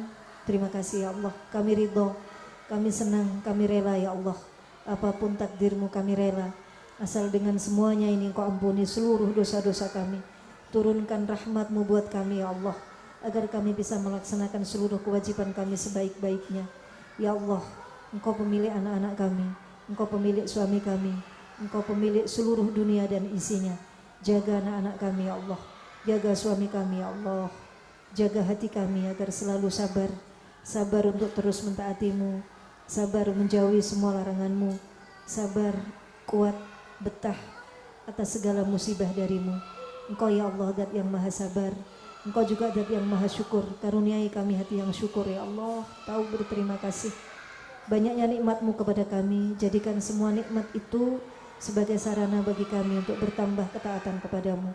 Rabbana auzi'na an nashkura ni'mataka allati an'amta 'alaina wa 'ala walidina wa an na'mala shalihan tardahu wa aslih lana fi dzurriyyatina. Ya Allah, curahkan ke dalam seluruh hati kami rasa syukur, terima kasih atas segala nikmat-Mu, juga rasa terima kasih kepada seluruh orang tua kami. dan jadikan rasa syukur itu bertambah kebaikannya kami, agar kami selalu memperbaiki diri berbuat baik. Juga ya Allah, dengan rasa syukur itu perbaiki akhlak anak-anak kami, anak cucu kami, perbaiki lahir dan batinnya ya Allah. Inna tubna ilaika, sungguh kami bertobat kepadamu. Usia kami makin tua ya Allah, umur kami makin tambah, jatah hidup kami makin berkurang, dan jarak kami ke alam kubur makin dekat. Maka ya Allah, kami bertobat kepadamu. Inna tubna ilaika wa nahnu minal muslimin. Kami adalah orang-orang yang berpasrah, selamat memasrahkan diri kami kepadamu ya Allah. Jangan sampai dunia memenuhi hati kami.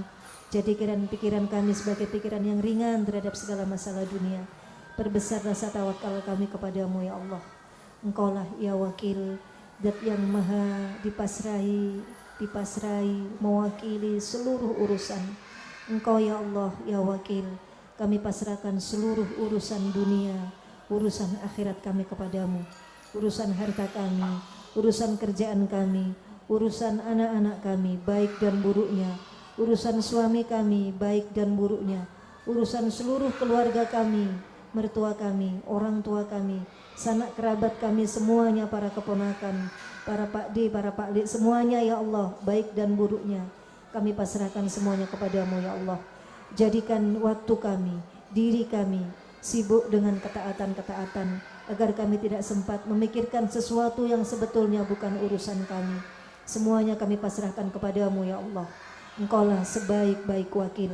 Hasbunallah wa ni'mal wakil, ni'mal maula wa ni'man nasir, wala haula wala quwwata illa billahil aliyyil azim. Rabbana ighfir lana dhunubana wa liwalidina warhamhuma kama rabbayana shaghira. Allahumma akhtim lana bil iman, akhtim lana bil islam, akhtim lana bi husnil khatimah. Allahumma ja'alna auladana wa talamidana wa jama'atina lantira sabilillah min ahli ilmi wa ahli khair wa ahli ibadah wa ahli istiqamah. Allahumma ja'alna min ibadika as-salihin wal muttaqin.